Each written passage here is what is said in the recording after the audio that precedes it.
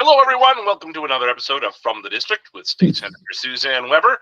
I'm joined, as always, with our illustrious state senator, who is most certainly not in the district. Well, I'm just Where are you, Senator? Where are you? Traveling throughout the state today. As you can see, I'm in my library. Yeah. No, I'll tell you, I'm at my daughter Robin's in Albany, where I stay during, session. And that's nice. It is. When I've done kind of recruiting for asking folks to run for the legislature, this is always a tough one. Yes. Because the folks from Portland, the folks from Salem, even folks from Eugene really can just drive back and forth for. Right. But then we look at Bobby Levy and how far she has to come, and Todd Nash and how far he has to come, and how much. David Brock Smith. Boomer Wright. All of these people. Yes. Yeah. So you're very blessed that your daughter lives not a few dozen miles from the Capitol. And you know what the other blessing is? We don't have as many Martin moments. Because she says things like, "Oh, I'll take him for a walk." Go, girl, go. That's smart. That's smart. And you probably enjoy seeing your daughter. Yeah, I do. More than you normally would living in Tillamook. So that's wonderful. But you are in Albany. We're recording this on a Sunday night, so you're getting ready to go to the legislature tomorrow.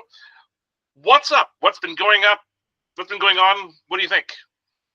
Well, our committees are not meeting anymore because all of the bills should be out of the committees except for, the Ways and Means and So the committee meetings are not being held. However, we are spending more time on the floor. Right. So, all of those, I would bet that the stack of bills that came over from the House this last week was about 1.5 feet tall. I was wondering about that because we were talking about a bill that you were to carry on the floor, which for those folks wondering what that means is when the bill comes to the floor, you're the one who gives the introduction speech. Right. We were talking about this like a week and a half ago, and it still hasn't even made it. Right. It hasn't made it. We always get to the point where in 2 bills I'll be able to do it, and then you get the next blue sheets, which are the pieces of paper that tell you what's coming. And all of a sudden I'm on page 6 or 7. And then we'll have a couple of minority reports and a minority report. Sometimes takes 2.5 hours. And we have had several of them this week. Yeah. And so, they are an exercise, not in futility. We haven't had one pass yet, so you could say that, but they are an exercise in debate and being able to explain that there is a better way rather than the bill that is as it is being presented. And so that all takes time. Yeah, and we've talked about minority reports a number of times here, but they're really what they're best for is establishing on the legislative record that not only do you vote no, but you have a better idea, and here's the better idea. Right. So I think they're useful for that reason. I've never, I've been at this 20 years or so. I've never seen a minority report actually pass. And if we were on the other side, we wouldn't let minority reports pass either. Exactly. So I would speed up on them too hard, but there's a purpose for them. Passing is just not really one of them. Right. Well, I want to talk a little bit about budgets because those are starting to come out, but I particularly would like to talk about the education budget. There's a lot of hype around education in the state of Oregon, as there always is, because it's one of the largest parts of the budget. And you, Senator, happen to be on the subcommittee of Ways and Means that deals with education. What has that been like? Well, I'll tell you, first of all, I'm on the education committee. And so many of these bills that relate to Ways and Means and the budget first come out of the education committee. And so they're vetted there as being a really good idea, a good purpose for additional money. And then it moves over to if it's got fiscal, if it has money connected to it, then it goes to the Ways and Means for education. And then we hear it again, and maybe it gets, judged a little bit. But that committee then hears it, and it usually goes to the larger Ways and Means Committee, and then it comes back to our committee to be able to vote to pass it even further with the information that comes from the general Ways and Means. Right. Now, there's always debate about how much. No, I have to also say that you, as the education subcommittee in Ways and Means, you don't just see the K-12 education budget. That's right. We go from preschool and all the way through to the HEC, which is the higher education part of it. And we spend months listening to how they operate, what it takes financially for them to make sure that they have a good program, and all of the things that they're also up against. But in education, amazingly enough, we also have the chiropractic board, the dentistry board, the board of naturopaths, the funeral directors. Yeah. I mean, and we listen to all of those too.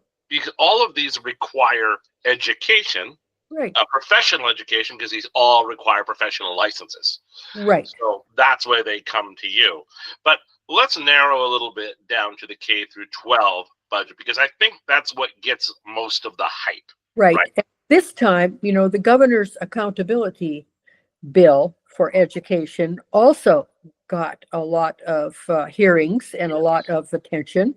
And so that is separate from the pot of money that's just going to support our education. Yeah. And that's also passed out of Ways and Means and come to us, along with, the general spending bill for schools. And it was, they wanted more money. But they always want more money. Yes, and I know. They're not one bit shy about asking for it either, or justifying it within their own minds as to how they need it. But then it has to be vetted as to what is necessary. Mm-hmm. Well, here's a frustration that I think you hear from a lot of folks, at least on the right, and I think really not just on the right. I think we're seeing it more and more in the center and in the left. Is you guys generally give them the money they want.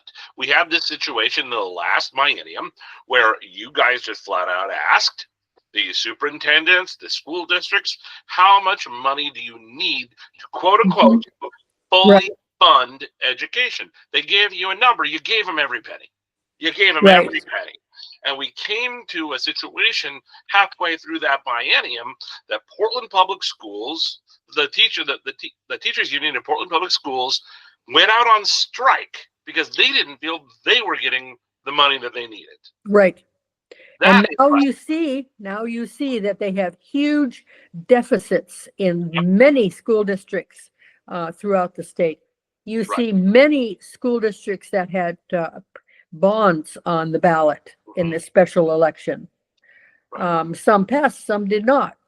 But it all goes back, though, to accountability. We need the money, according to the folks that are asking for it. Are we producing the results? Well, and that's just it. We're what, 48th, 49th, 47th, something and like that. Have been for decades. Why is it that we can't, after spending all of this money on education, get better results? Right. And part of it I blame on the fact that we need to be in school more days, or we need to be in school longer hours. Mm-hmm. Because if you're, and I hope I have this correct because I have heard it many times within the last few months, if you live in Washington or in California, by the time you finish your general education to 12th grade, you will have spent one more year in school in both of those two states than you do in Oregon. Okay, so is it time? Do we need to look at the time part of it to be able to increase the results for our education programs? And Lord knows teachers need the money. I will not dispute that for 1 minute. But I think that there's got to be a better way to handle this. Yeah. And the $11 billion that they're going to get this year, is that going to be enough then? No. And I will tell you that during the Ways and Means Committee, everyone who came and presented to us was told that they needed to cut back 10% on their budget because the money wasn't going to be there. And they did for the most part, but begrudgingly, because they felt that they needed that money to be able to produce. Well, we've been giving them a lot of money to produce. The results aren't there. We have. And not only have we been giving them every single penny they want in many places and more to spend for the general fund budget, but you remember after the people of the state of Oregon absolutely curb stomped a construction or a commercial activities tax. I mean, blew it out of the water. So they do not want to do this. They know it's for education. They do not want to do it. Even after that, the legislature told the voters to stick it in their ear and passed it anyway. Yes. And we heard from all ends of the state that this was transformational. This was going to change education results across Oregon. And it certainly did not. It did not. I would also point out one thing it did do was it did eliminate a lot of business. Yeah, closed a lot of businesses. And I guess, if you're closing a lot of businesses and those families that are supported by those businesses move out of the state, I guess you don't need to educate their kids. So there's that. Right. I'd also point out that Oregon is right in the middle of the pack in terms of how much money per student we spend. But unless you're looking at higher education. I'm just talking K through 12. K through 12. Yeah, K through 12, yes. Yeah, about middle of the pack. And we're like 47th, 48th. I think we're 48th. Yeah, I think we're 48th. 48th. Mississippi, and everybody can laugh at Mississippi all you want. They spend, they're ranked 47th in how much money they spend. 47th. Mm-hmm. But look at their results. 4th. Yes. 4th in graduation, right? Right. Like, this is a problem, and it's not money. The issue is not money. So I think even the governor came out and said, and you mentioned her accountability bill, I think there's a lot of good stuff in there, but boy, I think a lot of folks are concerned about it as well because there's stuff that's not in there. But at least they're talking about it. So that's right. And, I appreciate the fact that she realizes right. some of what the problem is and has made the effort to try and right it.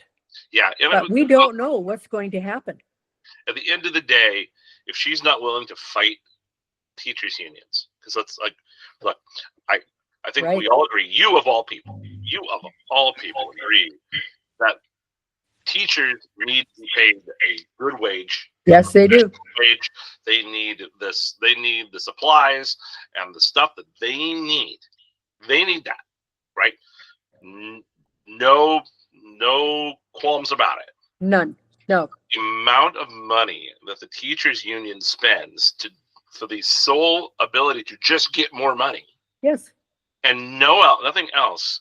It really makes us question those plebeians down here who aren't teachers and are not in education at all. Really makes us question how much the union bosses are actually interested in student success. Exactly. And it's very frustrating. Yes.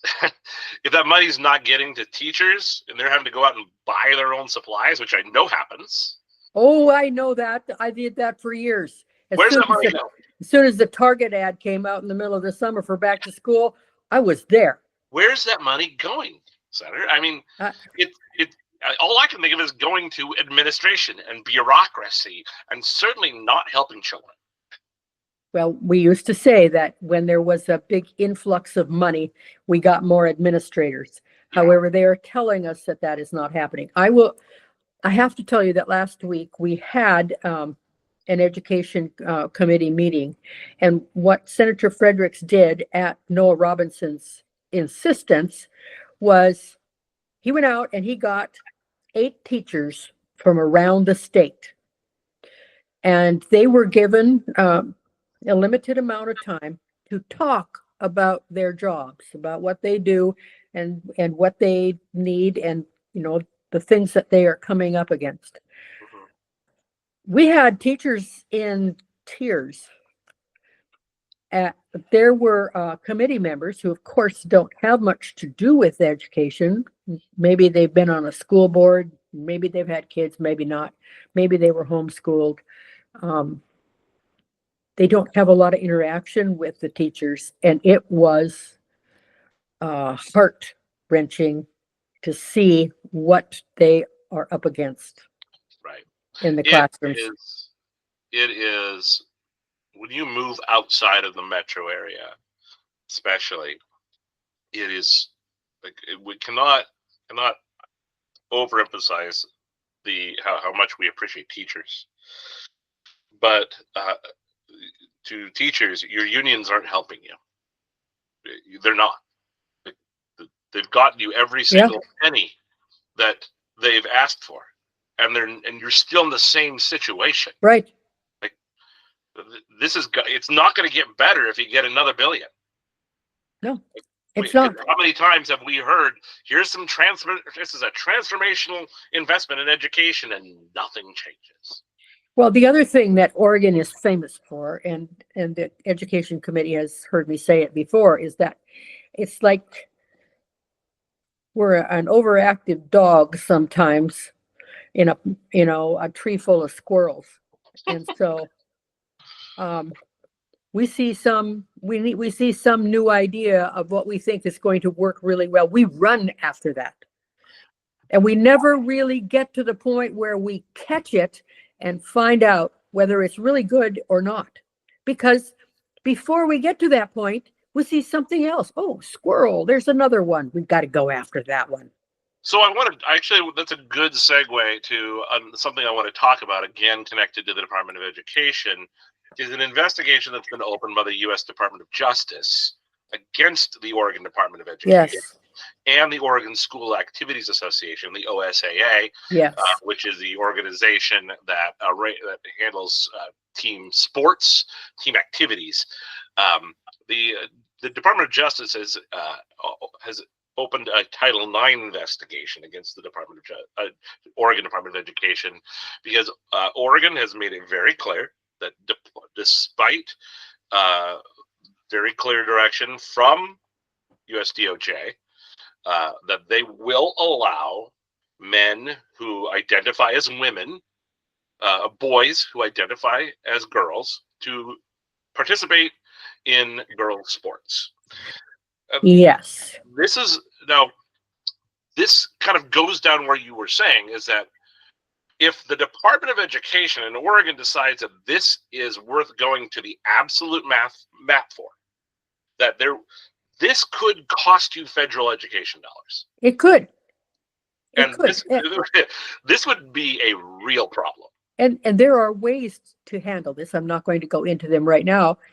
That would honor both people who are transitioning and people who are biologically boys and girls. There are ways to do this, and I have had discussions with OSAA over this, because we have had issues within our district with those folks dressing and changing in the opposite biological locker room, and the parents have been very upset about this.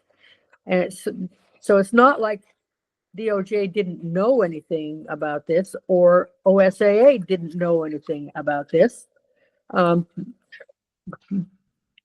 You just can't figure out why they wouldn't take care of this, especially when there are so many federal funds that could be used in our school districts. Right. So this is a question.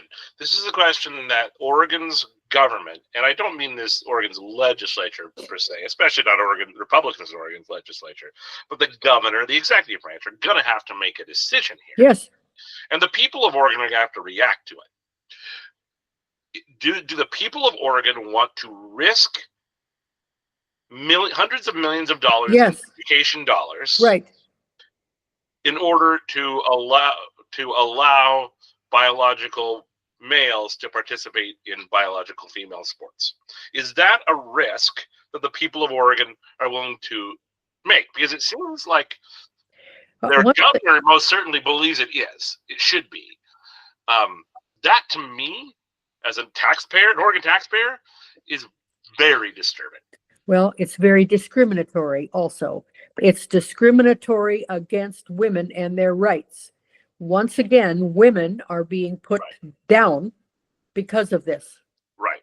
And there's so many reasons why this is a bad thing. We can talk about that the rights of women and girls are being trampled on. We're going to be talking about we're talking about children here. Exactly. Children. This should not be something that children should have to face. Right. But right now, we're talking about a different side of this. It's a crass as it is. We're talking about hundreds of millions of dollars of federal education funds that could go away. That we need if we are to believe, yes. So this is a thing I think you and I think our opinions are probably well known on this, but I think this is something that we could posit just to people who are watching this. Is it worth it to you? Now, you can't say, well, it shouldn't be that decision. Well, guess what? It is. Is it worth it to you to lose a great deal of education dollars in order to facilitate quote unquote transgender athletes, men who have transitioned, quote unquote. Right. I'm sorry, boys who transition being girls, allowing them to play in girls' sports. Is that worth it? And I think the governor and the Department of Education, OSAA, have said, yeah, it is, because that's our values. I don't believe that's most Oregonians' values, and I certainly don't believe that even those who maybe lean that way think we should be lighting hundreds of millions of dollars on fire, and not to mention a great deal of court costs. Right, because it's not fair to any of them. No, this is just, it is. And I know fair is just an ethereal thing, really. Right. But these are kids, and fair is important to them. Right. And I would say to those folks who are upset that the Trump administration is doing this is honestly things like this are why, if you take a look at polling, things like this are why the Trump campaign won. Yes. This is an 80-20 issue. Exactly. And the folks who like these sort of things are not the 80. So it's my hope, and you as an appropriator, I'm sure, gives you a great deal of heartburn when they see. Yes, it does. The executive branch willing to risk so much money. Right. And if you don't like that, maybe don't rely so much on federal dollars. Well, and once again, our public school system has the ability to gain more credibility. We have a huge population of students that no longer go to the public schools. Yep. And it's for reasons like this. Right. That we're losing kids in our public education. And the solution that I hear so many from our folks in the building, our friends in the building, colleagues on the other side, is, well, we need to restrict charter schools, and we need to restrict other choices so that kids have to go. Right. That's but not you know what? Here. You know what parents are doing? They're Yeah. homeschooling, and they're not showing up for the things that, are the bookkeeping items of the public school. What happens when the bonds start failing? Because right now, bonds, it used to be that a public school bond was like you put it on the ballot, you can always guarantee the thing is going to pass. That isn't the way it anymore. is. No. And what happens when it's the other way? Because people get sick of stuff like this. Right. Anyway. Yeah, and there is something else too, and I'm sure you've all heard about the notification that the Job Corps are closing. Yeah. If you're talking about education, and if you're talking about an education that is worthy for our kids, for our budding electricians and contractors and people in the trades. And like in Astoria, the MERCH program, the Marine program, all of those things. We need to be looking at that and how are they contributing to society? Yeah, and I think with all of this, the big question comes up from folks who are maybe frustrated. They ask you, well, what can you do? What are you doing about it? I think the answer to that, because you are in the super minority, is telling everybody else about this. We're having things like this, because this is what we can do, is to make sure that everyone knows that this stuff is happening. And we did hear about this from the federal delegation, and we have expressed our consternation to the federal delegation, and they're the ones that have to go to fight for this. Right. So whether it is the issue around the Title IX suit from the DOJ or the Job Corps, all we can do is, we're going to advocate for it. We're going to advocate for the program, and we are going to push at our federal delegation if they think this is valuable within our state and our country, then work for it. Right. So that's on both of these issues. That's what you do. But we would say to those folks who are watching this, what can be done is you've got to put the screws to the people who do make the decisions. And unfortunately, Republicans are in the super minority, and unfortunately, in a lot of these more controversial things, we aren't listened to. Right. But you can reach out to the governor's office and express your concern. You can reach out to the federal delegation and express, who are all, except for Congressman Bentz, who are all Democrats. You can reach out to them and express your frustration with them. Please do. And that's what we need folks to do. We hope you will continue to do that. Certainly, Senator will continue to fight. We need people to reach out to our federal delegation with the same energy that they reach out to us over the Primate Center at OHSU. Yeah. We have gotten lots and lots and lots of letters concerning that, and they need to be going beyond. Yeah. So those folks who are wondering what you're talking about, there was an advocacy campaign asking for the stopping of the use of primates at OHSU for experiments and studies. Yes, because they've got about 5,000 monkeys or monkey, those primates of some sort. Primate of some sort. Yeah. So anyway, and I know we didn't talk about that before we talked about what we were going to talk about, and I apologize, but no, that's okay. There we go.